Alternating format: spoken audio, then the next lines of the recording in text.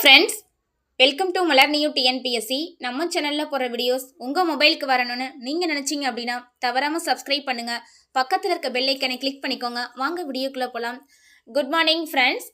அதாவது டிஎன்பிஎஸ்சி ஆஸ்பிரண்ட்ஸ்க்காக ஒரு குட்டி மோட்டிவேஷன் ஸ்டோரியாக இப்போ நம்ம பார்க்கலாம். ஃபில் நைட் ஒரு கணக்கு எழுத்தாளராக 5 ஆண்டுகள் பணிபுரிந்தார். அவர் தன் வேலை நேரம் போக மீதி இருந்த ஒவ்வொரு மணி நேரத்தையும் தன் காரில் ஷூக்கள் விற்றார். இப்படித்தான் ஒரு நாள் நைக் உருவானது. குவான்டின் டர்னாட்டினோ ஒரு வீடியோ கேசட் வாடகைக்கு விடும் கடையில் விற்பனையாளராக 5 ஆண்டுகள் பணிபுரிந்தார்.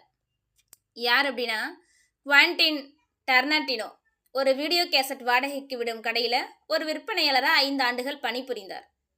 அவருக்கு கிடைச்ச ஓய்வு நேரத்தில் எல்லாம் தான் வைத்திருந்த திரைக்கதைகளில் ஒரு காட்சியை எழுதிவிடுவார். இப்படித்தான் ஒரு நாள் ரிசர்வாயர் டாக்ஸ் படத்தின் இயக்குனர் வாய்ப்பு அவருக்கு கிடைத்தது.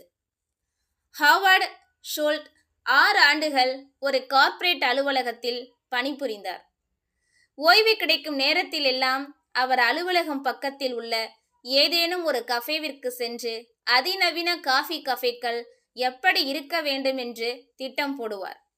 அப்படி உருவானதுதான் ஸ்டார்பக்ஸ் காஃபி. டிம் ஃபெரிஸ் எழுதிய முதல் புத்தகம் 25 புத்தக வெளியீட்டாளர்களால் நிராகரிக்கப்பட்டது. ஒவ்வொரு நிராகரிப்பின் பின்னும் அவர் மனம் தளராமல் தன் புத்தகத்தை மேலும் மெருகேற்றி மீண்டும் எழுதி செம்மைப்படுத்தி மீண்டும் மீண்டும் புத்தக வெளியீட்டாளர்களை தேடி தேடி முயற்சி செய்தார். ஒரு நாள் அவர் எழுதிய அந்த புத்தகம் த 4 Hour Work Week வெளிவந்து உலகளாவிய பெஸ்ட் செல்லர் ஆனது. பிரைன் செஸ்கி கடனில் மூழ்கி கொண்டிருந்தார். கடனை கட்ட அவர் தான் குடியிருந்த வீட்டின் ஒரு பகுதியை விடுதி போல நாள் வாடகைக்கு விட்டார். முகம் தெரியாத நபர்களை ஒவ்வொரு நாள் இரவும் தன்னுடன் தங்க அனுமதித்தார். அப்படி உருவானதுதான் ஏர்பிஎன்பி.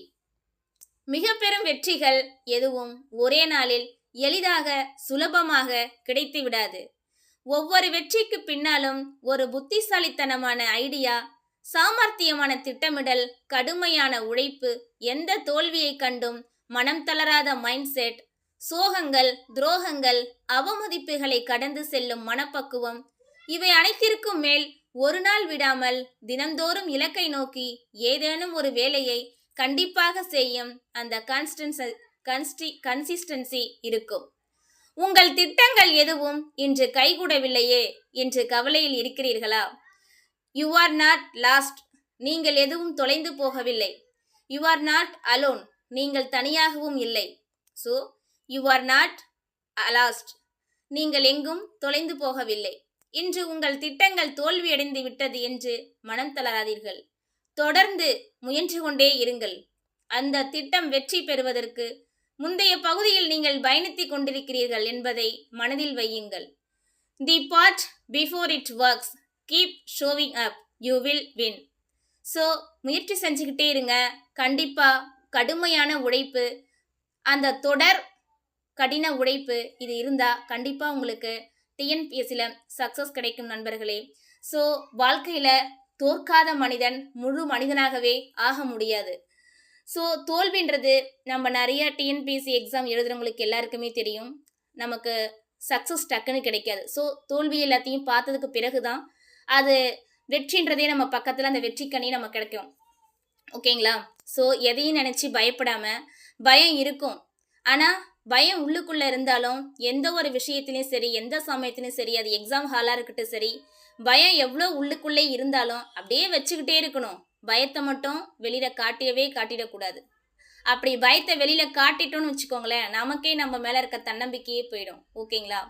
ஸோ நல்லா படிங்க, கடுமையாக முயற்சி செஞ்சுக்கிட்டே இருங்க, கடின உழைப்பை போட்டுக்கிட்டே இருங்க.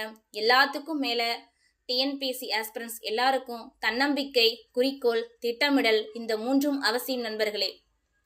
கடும் கோடை இன்னும் நீங்காத வெக்கை, எனினும் இந்த இனிமையான மாலையில் ஒரு காலம் நான் உன்னை மறவேன் என்பதற்கு சாட்சியாக சூடான தேநீர் அருந்தல் ஒரு குட்டி கவிதை. முன்பெல்லாம் யாரேனும் என்னை உடைத்து விடுவார்கள். அப்போதெல்லாம் உன்னிடம் சொல்லித்தான் நான் அழுது புலம்புவேன். அப்போது நீதான் எனக்கு ஆறுதல் தந்து தேற்றி விடுவாய். ஆனால் இப்போதெல்லாம் நீதான் என்னை அதிகம் உடைக்கிறாய். என்னை பிறர் உடைத்தாலே என்னால் தாங்கிட முடியாது. இப்போது நீயே உடைத்தால் நான் முழுவதுமாய் சில்லு சில்லாக நொறுங்கி விடுவேன். இனிமேல் எனக்கு ஆறுதல் தேடி என்னை தேற்றிக்கொள்ள நான் எங்கு செல்வேனோ என்று தெரியாமல் திக்கு திசையிற்று நிற்கிறேன். இது ஒரு குட்டி கவிதை, மிக பிடித்த ஒரு அருமையான கவிதை நண்பர்களே. செயல்பட தயாராக இல்லை என்றால் அமைதியாக அதை பற்றி யோசிக்காமல் இருப்பதே நல்லது. கருப்பு, சிவப்பு, மாநிற, அழகு, பேதங்கள் அற்று எல்லா பெண்தனையும் தேவதை என்று அழைக்க யாரோ ஒருவர் இருக்கத்தான் செய்வார். சிறு வயதில் கேட்டிருந்த தேவதையின் தோற்றங்கள் குறித்த புரிதல் மெல்லமாய் தகர்கிறது. தேவதை என்பவள் பிரியப்பட்ட பெண். ஒரு குட்டி கவிதை நண்பர்களே. உன்னை அதிகம் விமர்சிப்பவன் உன்னை கண்டு அதிகம் பயப்படுகிறான் என்று அர்த்தம். ஸோ எந்த ஒரு விஷயத்திலையும் பயத்தை மட்டும் வெளிக்காட்டவே காட்டாதீங்க என் அன்பு சொந்தங்களே. உன்னை கொல்லும் ஓர் ஆயுதம் உன் கோபம், உலகையே வெல்லும் ஓர் ஆயுதம் உன் மௌனம். என்னை வீழ்த்த நீ ஆசைப்பட்டால் எனக்கு எழுந்திட மறு வாய்ப்பு கொடுத்திடாதே. நான் எழும் அந்த தருணம் உன் வாழ்வில் நீ மறக்க முடியாததாக கூட இருக்கலாம். உன் மனம் ஒன்றுதான் உன்னை வீழ்த்தக்கூடிய ஒரே ஆயுதம். அதை தெளிவாக இருக்கும் வரை நீ எவராலும் வீழ்த்தப்படுவதில்லை. ஸோ எதிரிகள் கூட ஒரு நாள் நண்பர்களாகலாம். ஆனால் கூடவே இருக்கும் துரோகிகளிடம் சற்று கவனமாக இருங்கள் நண்பர்களே. ஸோ எந்த ஒரு விஷயத்திலையும் சரி, ஆழமாக யோசித்து சிந்திச்சு செயல்பட்டோம் அப்படின்னா நமக்கு அதில் கண்டிப்பாக வெற்றின்றது கிடைக்கும் நண்பர்களே. ஸோ நல்லா படிங்க. டிஎன்பிஎஸ்சி ஆஸ்பிரண்ட்ஸ் உங்களுக்கு என்னென்ன வீடியோஸ் வேணும் அப்படின்றத கமெண்ட் செக்ஷனில் கமெண்ட் பண்ணுங்கள். அந்த வீடியோஸ் கண்டிப்பாக நான் உங்களுக்கு கொடுக்குறேன். ஓகே, தேங்க்யூ ஃபார் வாட்சிங்.